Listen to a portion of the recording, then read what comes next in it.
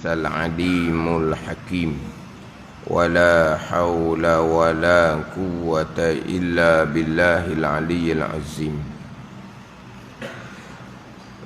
Kitab Minhajul Abidin, muka surat 10, baris atas sekali.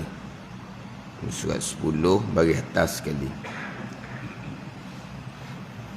Qala al-muallifu rahimahullahu ta'ala wa nafa'ana bi'ulumihi amin.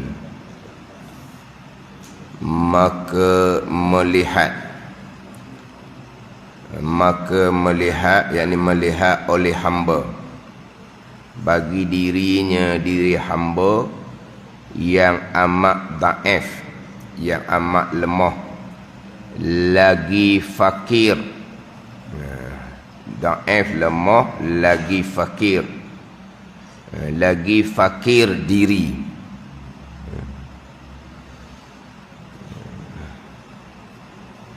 Lagi fakir. Maka melihat hamba bagi diri hamba yang amat dhaif, yang amat lemah, lagi fakir ilallah, diberi akan beberapa nikmat yang berkekalan, diberi akan beberapa nikmat yang berkekalan dan kerajaan yang besar, dan berjumpa di sana di hadrat ilahiyah dengan Tuhan, dengan Allah Subhanahu wa ta'ala. Tuhan ni penghulunya, penghulu hamba yang amat kasih sayang, lagi yang mengurniakan dia kan hamba, lagi yang mulia, yang amat besar sebutannya, sebutan Tuhan. Diberi beberapa daripada beberapa lutfinya, daripada beberapa lutfinya. Lemah lembut Tuhan, dan lemah lembut. Lutfi kalau terjemahan dia lemah lembut. Lemah lembut Allah Subhanahu wa ta'ala, dan diterhibkan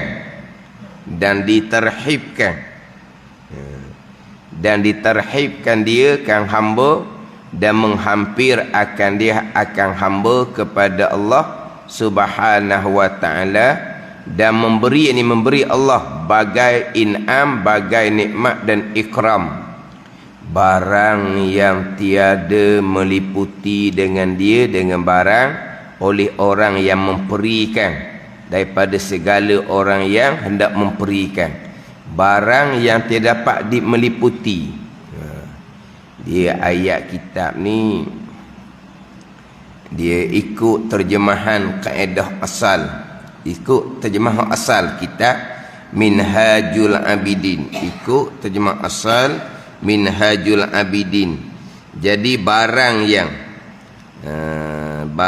yang tiada dapat meliputi, ni maf'ul pada kata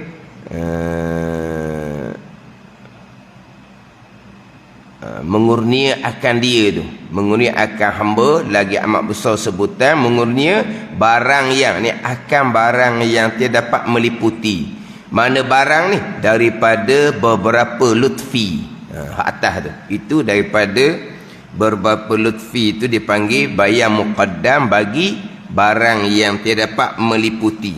Ini ayat kitab, dia terjemahan daripada kitab Hak Imam Ghazali rahimahullah. Hak Imam Ghazali rahimahullah, hak mana kaedah bahasa Arab terkadang didatangkan bayan muqaddam bagi hak di hadapan. Jadi barang yang tiada meliputi ni, ni bukan, ni maf'ulun bih bagi berjumpa di sana, maf'ulun bih bagi berjumpa di sana dengan Tuhan, berjumpa akan barang yang tiada meliputi. Situ barang yang tiada meliputi itu maf'ulun bih bagi berjumpa.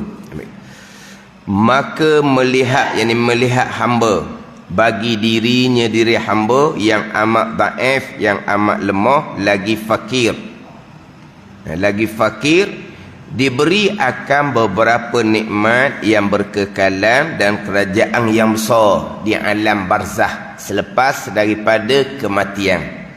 Ini bicara selepas daripada kematian, selepas daripada sempurna 7 aqabah, 7 bonggok, 7 peringkat dalam kitab Minhajul Abidin. Selesai aqabah yang ke-7, kurniaan Allah Subhanahu wa taala sampai maqam syauq, sampai maqam mahabbah, maqam aulia.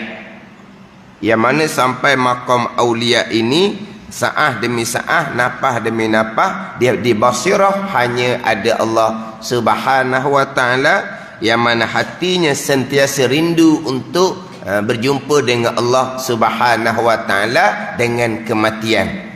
Hati rindu dengan kematian. Sebab apa? Bila mati dapat berjumpa dengan Allah Subhanahu wa taala. Dalam hidup mereka, hati bersama dengan Allah Subhanahu wa taala, tapi masih lagi rindu untuk berjumpa dengan Allah dengan kematian. Rindu dengan kematian. Adapun kita ni sentiasa minta dengan Allah Subhanahu wa taala dipanjangkan umur. Sebab kita insaf diri, bekal kita kurang, ilmu kita kurang, amal kita kurang. Kita minta supaya Allah terpanjangkan umur kita untuk kita tambah ilmu, tambah amal. Itu kita. Sebab kita minta banyak umur ni bukan untuk kesukaan dunia, untuk buat amal. Adapun mereka yang sampai maqam kurniaan Allah, maqam aulia, mereka rindu akan kematian untuk berjumpa dengan Allah Subhanahu wa taala. Kemudian sampailah masa kematian. Ini cerita selepas daripada kematian, mereka berjalan daripada kampung yang fana, kampung yang binasa, yakni dunia, kepada hadrat ilahiyah, kepada Allah Subhanahu wa taala, dan tempat tetap kebun syurga di alam barzah. Raudatun min riyadil jannah di alam barzah. Ini cerita di alam barzah pula, mereka-mereka yang dikurniakan kedudukan di sisi Allah Subhanahu wa taala. Tapi sekurang-kurang orang yang nak dapat khabar gembira kebun syurga Allah Subhanahu wa taala ni, orang yang beriman dan beramal soleh. Orang yang beriman dan beramal soleh. Orang yang beramal soleh adalah setinggi-tinggi maqam, setinggi-tinggi kedudukan syariah. Setinggi-tinggi maqam, setinggi-tinggi kedudukan dengan Allah Subhanahu wa taala pada maqam syariah adalah maqam soleh. Beriman dan beramal soleh. Beramal soleh ni, orang yang beramal soleh, orang yang menunaikan segala kewajipan hubungan dengan Allah dan segala kewajipan hubungan sesama manusia. Kewajipan kita dengan Allah sempurna. Kewajipan anak bini kita dengan Allah sempurna. Ini orang yang soleh. Orang yang soleh ni bukan hanya hadiri sahaja. Dirinya belajar beramal, belajar beramal. Anak bini kita tak peduli, itu tanggung orang soleh. Orang yang soleh ni orang yang menunaikan hak hukum hakam dengan Allah dan menunaikan hak sesama manusia. Yang saya sebut tadi tu manusia yang paling hampir, anak, isteri. Macam mana dengan keluarga? Macam mana dengan jiran tetangga? Kita jaga tak hubungan kita, hukum hakam kita sesama keluarga, hukum hakam kita sesama jiran tetangga. Orang yang soleh, orang yang menunaikan hak dengan Allah dan menunaikan hak sesama anak Adam. Itu orang yang soleh. Orang yang beriman dan beramal soleh. Taat zahir, taat batin. Meninggalkan maksiat zahir dan meninggalkan maksiat batin. Ini dikhabarkan dengan khabar gembira syurga Allah Subhanahu wa taala. Wa basyiril ladzina amanu wa amilus solihat bi anna lahum jannatin tajri min tahtihal anhar. Beri khabar gembira ahlimu ya Muhammad. Beri khabar gembira ahlimu ya Muhammad akan mereka-mereka yang beriman dan beramal soleh, bahawa balasan bagi mereka syurga yang mengalir di bawahnya sungai-sungai. Ini khabar gembira daripada Allah Subhanahu wa taala. Mati dapat kebun daripada kebun syurga, raudhatum minal jannah. Tapi hak ni hak lebih tinggi di sisi Allah Subhanahu wa taala. Terutama sekali alladzina amanu. Itu terutama sekali mereka yang beriman, berakidah, berpegang dengan akidah ahli sunnah wal jamaah, itu terutama sekali. Sebab itulah perkiraan kesudahan kita baik ataupun tidak. Persoalan barzah adalah persoalan iman. Persoalan dunia Islam. Persoalan kesudahan adalah iman. Persoalan barzah adalah iman. Persoalan kesudahan sama ada husnul khatimah ataupun su'ul khatimah, baik kesudahan ataupun jahat kesudahan adalah bergantung pada iman. Husnul khatimah yang kita duk doa semua tu, Allahumma khtim alaina bihusnil khatimah. Kita minta Allah Ta'ala akhiri kita, sudahi kita dengan kesudahan yang baik. Apa dia kesudahan yang baik? Al-maut alal iman, mati dalam keadaan iman tu selamat. Jadi husnul khatimah ni masing-masing dengan Allah Subhanahu wa taala. Cuma kita orang hidup mudah-mudahan orang yang meninggal tadi meninggal dengan husnul khatimah, dan mudah-mudahan kita pun meninggal dengan husnul khatimah. Sebab ni masing-masing dengan Allah Subhanahu wa taala. Walaupun kita kata orang yang mati itu kita talqinkan dia, kita ajar dia dengan la ilaha illallah, tapi dia tak turut pun, dia senyap sampai ke mati. Allah macam mana dia? Kita kata dia mati tak mengucap. Sebab kita talqinkan, ajar di telinga dia la ilaha illallah. Tak ada turut pun, senyap je. Macam mana dia ni? Kita talqinkan orang nak mati dengan la ilaha illallah. Ni hukum sunat, bukan hukum wajib pun. Hukum sunat. Lakinu mautakum la ilaha illallah, tu perintah Nabi tu. Ajak oleh kamu akan orang nak mati dengan la ilaha illallah. Kita diperintahkan talqin tadi tu perintah sunat. Sama ada sesuatu husnul khatimah ataupun tidak, dia dengan Allah Subhanahu wa taala. Maknanya kalau di lidah dia la ilaha illallah sekalipun, kalau di akidah dia tidak ada la ilaha illallah, ketika nak mati tak ada faedah. Tak ada faedah walaupun di mulut dia akhir kalam dengan la ilaha illallah. Nabi sallallahu alaihi wasallam bersabda, man kana akhiru kalamihi la ilaha illallah dakhala jannah. Siapa yang akhir kalam dengan la ilaha illallah, nescaya masuk syurga. Akhir kalam serta berakidah dengan la ilaha illallah. Itu jelas nyata dalam kitab Tazkirah hak Imam Qurtubi. Kalau akhir kalam dengan la ilaha illallah tapi tidak berakidah dengan Allah dengan la ilaha illallah, tidak ada faedah pun. Jadi kiraan masa tu adalah iman masing-masing. Mana walaupun mulut tak sempat nak kata la ilaha illallah sekalipun, kita jangan duk tahmah pula lah. Orang yang akhir kalam dengan la ilaha illallah, mudah-mudahan di akidah, di iman dia pun la ilaha illallah. Sebab perkiraan adalah iman, mentauhidkan Allah Subhanahu wa taala. La ilaha illallah kalimatut tauhid, mentauhidkan Allah Subhanahu wa taala pada zat, pada sifat dan pada perbuatan. Mentauhidkan Allah pada perbuatan. Semua perbuatan yang berlaku adalah perbuatan Allah Subhanahu wa taala. Sama ada yang berlaku tu perbuatan baik ke perbuatan jahat ke, ianya adalah perbuatan Allah Subhanahu wa taala. Sama ada perbuatan terzahir daripada manusia, Sama ada perbuatan terzahir daripada malaikah ke syaitan ke jin ke binatang ke semua yang berlaku adalah perbuatan Allah Subhanahu wa taala, termasuk perbuatan ikhtiari kita ni. Perbuatan ikhtiari kita. Ittirari ni jarang-jarang lah. Ittirari ni tersepak, ittirari terjatuh, ittirari terlatah, ittirari yang tidak ada langsung pilihan kita. Kita tidak memilih untuk menyepak, kita tidak memilih untuk jatuh, kita tidak memilih untuk latah, dia terjadi. Ittirari.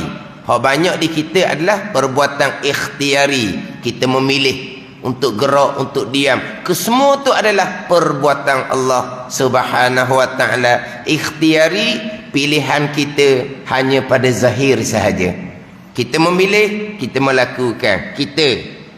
Dan kita wajib berpegang di akidah, kita hamba ada pilihan, kita hamba ada usaha. Tapi diri pilihan kita, diri usaha kita tetap perbuatan Allah Subhanahu wa taala. Bukan hati kita memilih. Terdetik di hati pun Allah yang buat.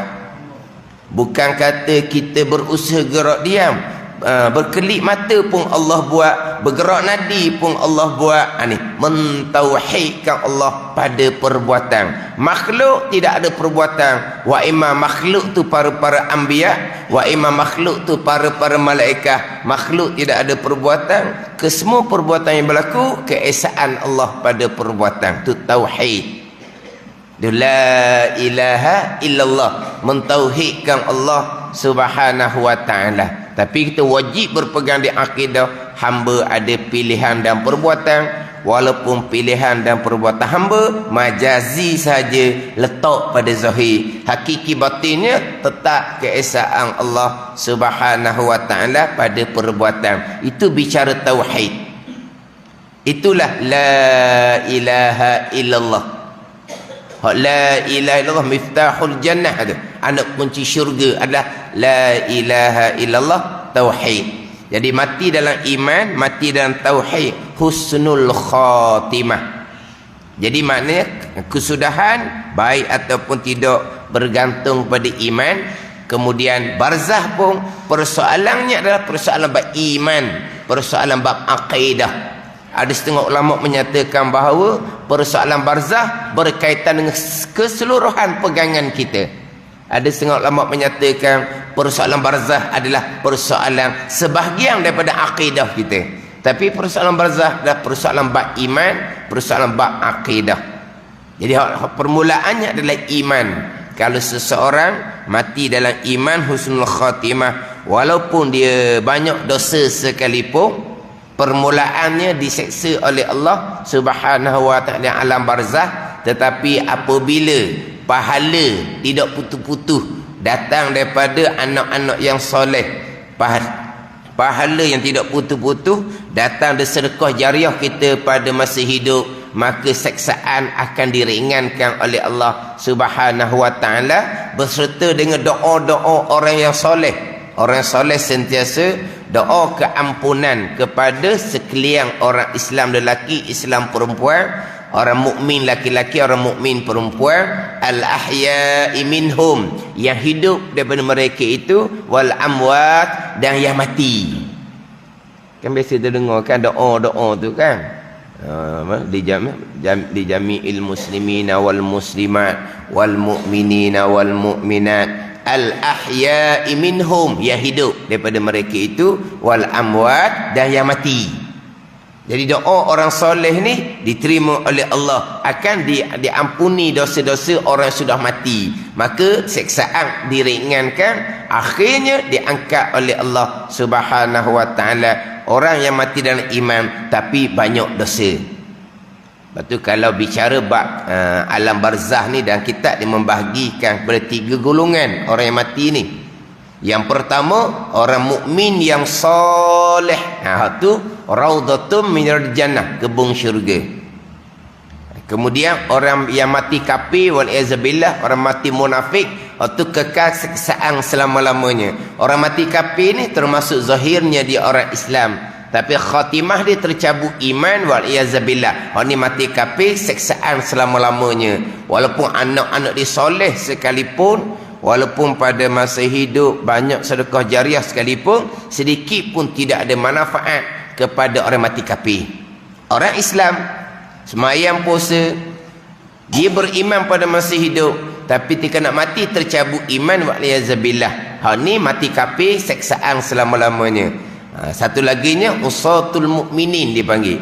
Orang mukmin yang derhaka kepada Allah. Tadi ni, hak beriman tapi dosa dia banyak. Dosa sudah terhenti dengan kematian. Dosa tu akan diampuni dengan doa keampunan daripada orang soleh, doa keampunan daripada anak-anak cucu sendiri. Kemudian pahala sentiasa datang daripada amal ibadah anak yang soleh dan sedekah jariah. Maka akhirnya seksaan akan diringankan oleh Allah dan akhirnya akan diangkat oleh Allah Subhanahu wa taala. Syaratnya iman. Bab iman, bab akidah, bab tauhid atau kemah molek.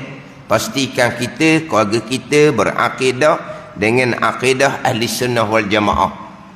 Kemudian dengan amal-amal ibadah itulah yang akan mengkuatkan iman. Sebaliknya dengan dosa-dosa yang kita lakukan tanpa bertaubat akan melemahkan iman kita. Akan melemahkan iman kita dengan dosa zahir kita, dengan dosa batin kita, dosa riak, dosa ujub, dosa takabur akan melemahkan iman kita. Dosa zahir, berjudi, minum arak, dosa besar belaka tu, makan riba, makan rasuah, umumnya kita terhindar. Tapi dosa besar riak, ujub, takabur, hasad. Hak dosa besar batin. Dosa-dosa itulah yang akan melemahkan iman kita. Jadi sekurang-kurang kitanya orang yang beriman dan kita mujahadah untuk melakukan amal-amal yang soleh. Ketaatan zahir, ketaatan batin, pelihara diri daripada maksiat zahir dan pelihara diri daripada maksiat batin. Ni bicara orang yang kedudukan tinggi di sisi Allah Subhanahu wa ta'ala. Alam barzahnya macam mana?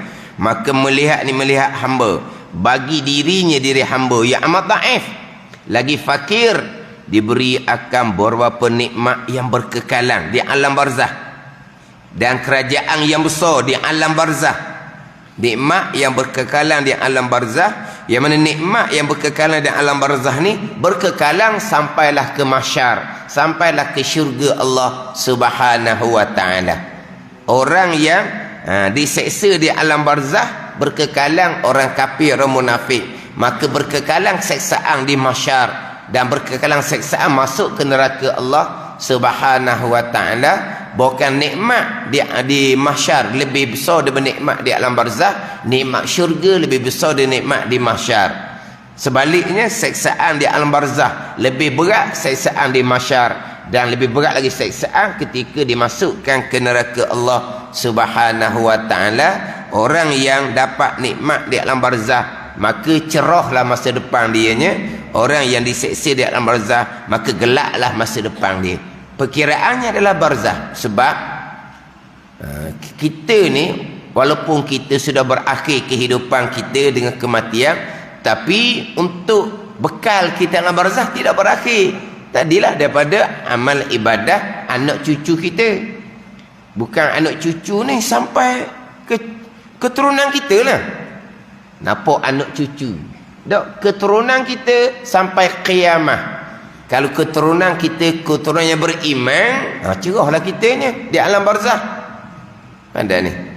Sebab macam kita sekarang, kita buat apa-apa kebajikan, bukan pahala pada ibu bapa kita sahaja, tok nenek, tok nyang, tok nyuk, dan dapat pahala sampailah kepada Nabi Adam alaihissalam. Ini hak belah atas ni. Pada ni. Hak belah atas dapat pahala. Sama juga hak belah bawah. Ni kita pula anak, cucu, cicit, cuit. Mana dia bertambah ramai tu. Anak 4-5 orang. Dah 4-5 orang pula, tambah 4-5 orang pula. Lepas tu tambah pula. Tak tahulah aku tak tambah aku. Anak 4-5 orang, lepas tu tambah pula seorang 2 orang aja. Hak kemudian pula tambah pula seorang 2 orang aja. Tu sikit lah gitu. Dia patutnya anak 10-11 orang. Patut anak pula, beranak pula 10-11 orang masing-masing. Orang mana? Anak 10 orang, patut anak pula, anak 10 orang, 100 orang cucu saja. Dah banyak anak pahala. Ni anak 4-5 orang, patut boleh anak pula, tambah anak. Seorang orang berhenti dah. Dah hok mak ayah ni anak 4-5 orang dah. Tak ramai. Lepas tu boleh anak kediam pula. Lagi tambah.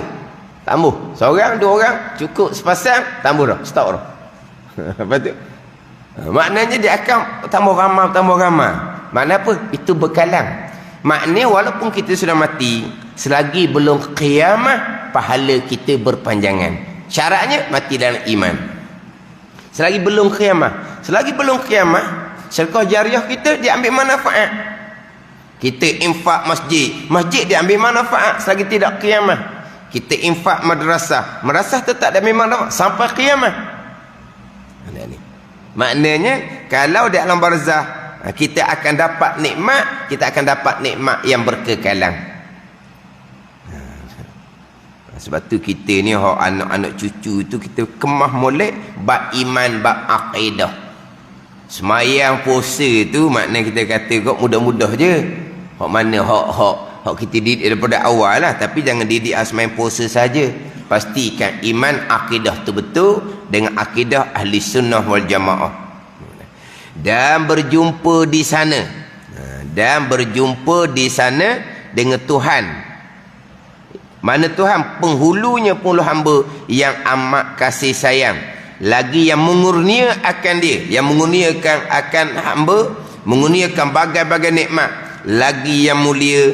Lagi besar. Yang amat besar sebutannya sebutan Tuhan. Berjumpa di sana. Di hadrat ilahiyah. Di alam barzah. Berjumpa dengan Tuhan. Yang Allah Ta'ala. Penghulu yang amat kasih sayang. Berjumpa tu di bawah tu barang yang terdapat meliputi tu, atau maf'ulun bih bagi berjumpa. Apa barang yang tiada dapat meliputi tu? Daripada tu bayang daripada kata barang. Apa dia akan berjumpa dengan barang yang terdapat meliputi dengan dia oleh orang yang memperikan. Daripada segala orang yang hendak memperikan. Mana barang tu? Daripada beberapa lutfi dan lemah lembut Allah Subhanahu wa ta'ala, dan diterhib akan dia, dalam nota kaki nombor 6 tu, dan diterhib akan dia, yakni menyatakan baginya marhaban, dinyatakan bagi marhaban, ya abdi. Mana apa ni Tuhan, apa ni Tuhan ucapkan selamat datang kepada hamba tu, tarhib. Dan menghampir akan dia, akan hamba kepada Allah Subhanahu wa ta'ala. Menghampir akan dia kepada Allah Subhanahu wa ta'ala. Dan memberi bagai in'am, bagai nikmat dan ikram, kemuliaan. Berjumpa di sana dengan Tuhan akan barang yang terdapat meliputi dengan barang oleh orang yang memperikan, mana yang mensifatkan, daripada segala orang yang hendak memperikan, mensifatkan barang. Mana apa yang didapat di alam akhirah, kebun syurga, makna orang ni nak memperikan, nak cerita satu-satu, tak boleh nak cerita. Barang yang terdapat meliputi dengan barang oleh orang yang memperikan, orang yang nak mensifatkan, daripada segala orang yang nak memperikan, nak mensifatkan. Maknanya orang nak cerita nikmat barzah ni tak boleh cerita. Bukan nikmat syurga, hak yang tidak pernah dipandang dengan mata, yang tak pernah dengar di telinga. Hak alam barzah sendiri pun, bagai-bagai nikmat di alam barzah ni, kalau orang tu nak cerita apa nikmat yang di dalam barzah ni, tak boleh nak cerita. Memperikan mana? Mensifatkan. Nak cerita tak boleh nak cerita. Dan tidak dapat menaat akan dia oleh orang yang nak menaat akan dia. Allah, payuh ayat kitab ni. Dia menaat, naat ni samalah sifat juga. Sifat juga. Dia naat ni sifat. Mana orang yang nak apa ni? Nak mensifatkan, nak menaatkan tu mutaradifan dipanggil. Hak mutaradif di satu makna je. Memperi mana orang ni nak mensifatkan, tak boleh nak sifat pun. Hak nikmat alam barzah ni tidak terhingga. Dan nak menaatkan, nak menaat pun samalah nak memperi tu, nak mensifatkan tu. Tak boleh nak sifatkan. Hak nikmat yang ada di alam barzah selepas berjumpa dengan Allah Subhanahu wa taala. Maka adalah ia hamba di dalam tiap-tiap hari berlebih-lebih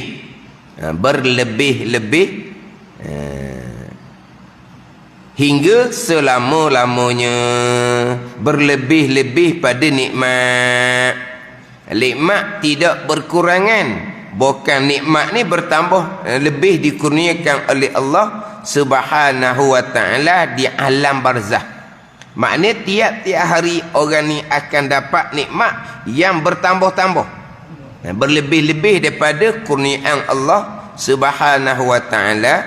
Maknanya bukan di alam barzah ni nikmat yang sama, tidak. Nikmat akan sentiasa ditambah oleh Allah Subhanahu wa taala. Nikmat yang ada di alam barzah pun orang nak cerita tak nak cerita. Orang nak menaat, nak mensifat tak boleh. Nikmat yang dikurniakan oleh Allah Subhanahu wa taala barzah, dan nikmat itu akan berlebih-lebih, akan bertambah-tambah. Nikmat akan sentiasa ditambah oleh Allah Subhanahu wa taala. Maka kata Mazali rahimahullah, apa daripada bahagia yang amat besar. Maka apa daripada bahagia yang besar. Mana apa ni? Tak ada dah bahagia yang lebih besar melainkan bahagia yang dikurniakan oleh Allah di alam barzah. Dan apa kerajaan yang tinggi. Tak ada dah kerajaan tinggi melainkan kerajaan yang besar yang dikurniakan di alam barzah. Dan apa daripada hamba ini yang dibahagiakan dia. Mana tak ada kebahagiaan dah. Inilah kebahagiaan yang sebenar-benar daripada Allah Subhanahu wa taala. Dan apa pekerjaan yang digemar akan dia, akan pekerjaan oleh orang yang melihat. Tidak ada dah pekerjaan yang lebih digemar melainkan kurniaan Allah Subhanahu wa taala, nikmat yang dikurniakan di alam barzah.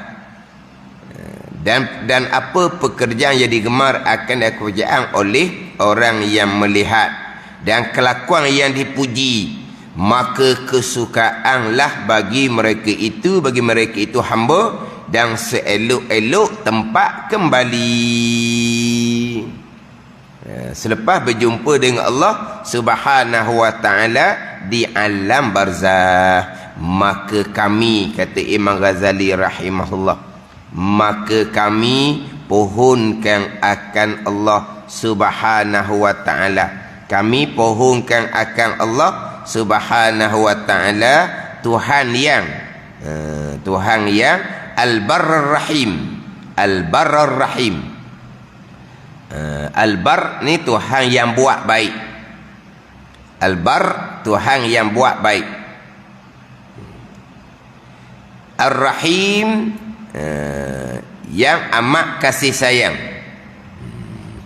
Al-Bar Tuhan yang buat baik dengan nikmat yang tertentu. Al-Bar Subhanahu wa ta'ala, bahawa diberi atas kami, kata Imam Ghazali rahimahullah, dan atas kamu dengan nikmat ini, nikmat yang berkekalan di alam barzah. Nikmat yang berkekalan barzah yang amat besar, nikmat kurnia Allah Subhanahu wa ta'ala, yang amat besar nikmat kurniaan daripada Allah Subhanahu wa ta'ala, dan bangkitan yang amat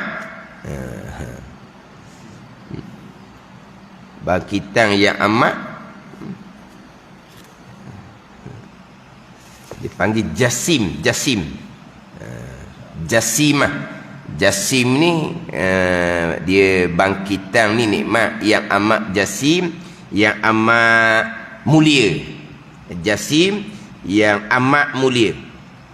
Dia azim dengan jasimah tu sama. Yang amat besar dan bangkitan yang amat jasim. Sama makna tu. Yang amat besar, yang amat jasim. Yang amat besar tu terjemahan daripada an-ni'matil azimah, nikmat yang besar.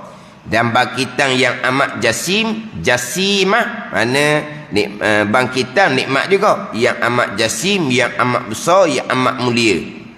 Dan yang demikian itu, yang demikian nikmat yang berkekalan yang dikurniakan oleh Allah Subhanahu wa taala alam barzakh, yang bertambah tu sedikit atas Allah Subhanahu wa taala. Mudah je bagi Tuhan tu.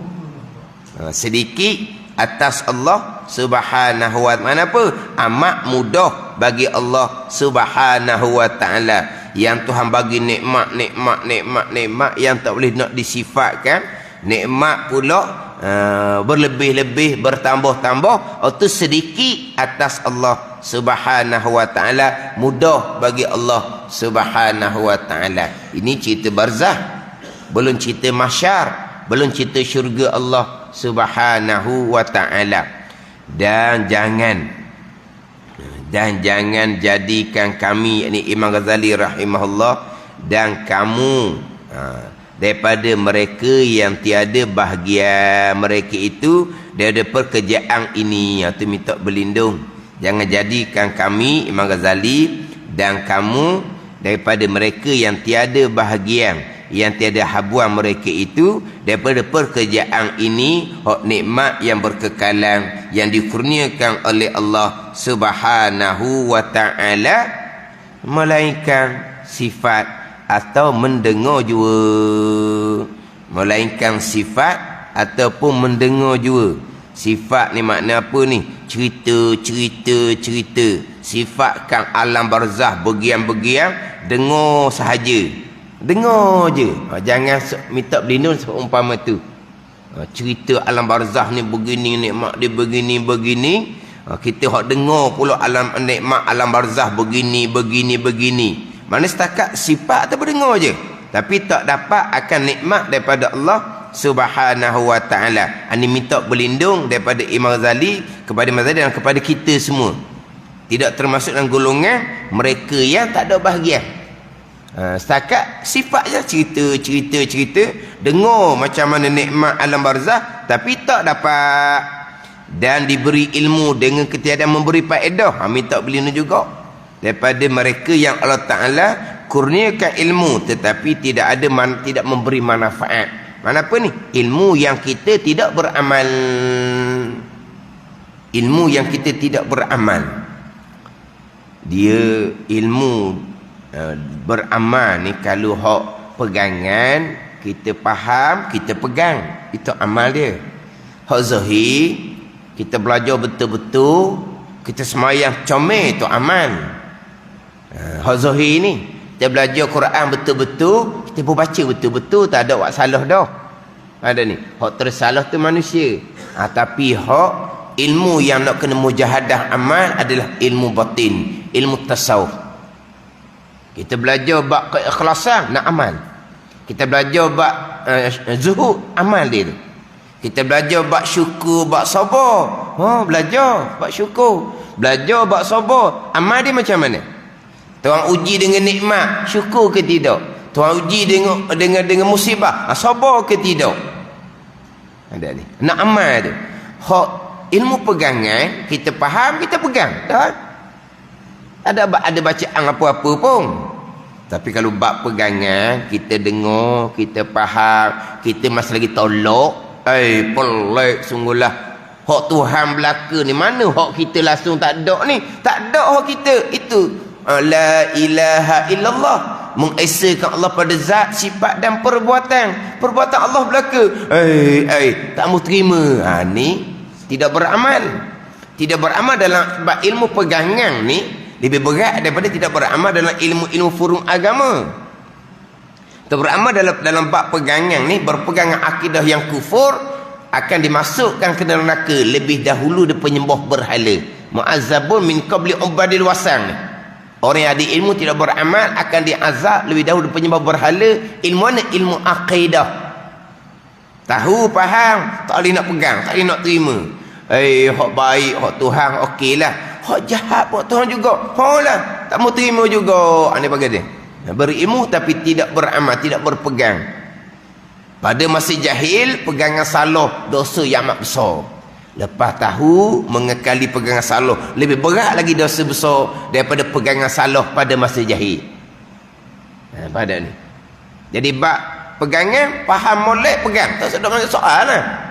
Hak zahir mudah. Kita belajar bab semayang, kita akan jaga hukum hakam semayang. Kita belajar bab Quran, kita baca, kita akan jaga hukum hakam Quran. Tak ada orang, ilmu ada satu ketika nak semayang pelik-pelik sikit lah, nak buat salah. Ada? Tak ada tu. Baca Quran pandai sangat, tapi satu hari ni nak baca pelik-pelik. Ada? Tak ada dah tunya. Tapi hak batin. Tahu, riak, ujub, takabur, hasad. Amalnya pelihara hati daripada riak, ujub, takabur, hasad. Itu amal dia. Jadi ilmu yang nak kena mujahadah amal dan ilmu tasawuf. Ilmu pegangan, faham, pegang. Sekat tu je. Faham tak ni? Jadi Imam Ghazali minta berlindung daripada diberi ilmu yang tiada memberi faedah, dan jangan dijadikan barang yang kami ketahui daripada ilmu. Dan jangan dijadikan barang yang kami ketahui. Mana barang yang kami ketahui daripada ilmu, hujah atas kami pada hari qiyamah. Hujah atas kami. Hujah atas kami, bukan hujah bagi kami. Hujah atas kami, ala lil madarrah, bukan hujah bagi. Kalau bagi itu lam lil manfaat. Hujah atas, bukan hujah bagi. Tak ada ni. Hujah atas ni jadi pendakwa tau. Hujah bagi, ni hak ni hak bagi manfaat. Atas dengan bagi.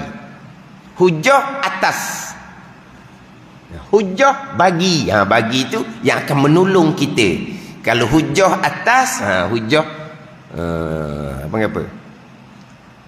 Kena dakwalah kita maknanya. Dan jangan jadikan barang yang kami ketahui, mana barang yang kami ketahui, yakni daripada ilmu, hujah atas kami pada hari kiamat. Hujah atas kami lawan kita lah. Sebab ilmu yang kita tahu akan dipersoalkan di hari akhirat. Terkadang menjadi hujah atas, terkadang menjadi hujah bagi. Semua akan menjadi hujah atas ataupun hujah bagi. Kita membaca Al-Quran menjadi hujah. Hujah ada dua, hujah atas dan hujah bagi. Mana hujah atas? Kita baca Quran, amalnya tidak, akan menjadi hujah atas. Tapi kalau kita baca Quran serta kita beramal, menjadi hujah bagi. Ada ni.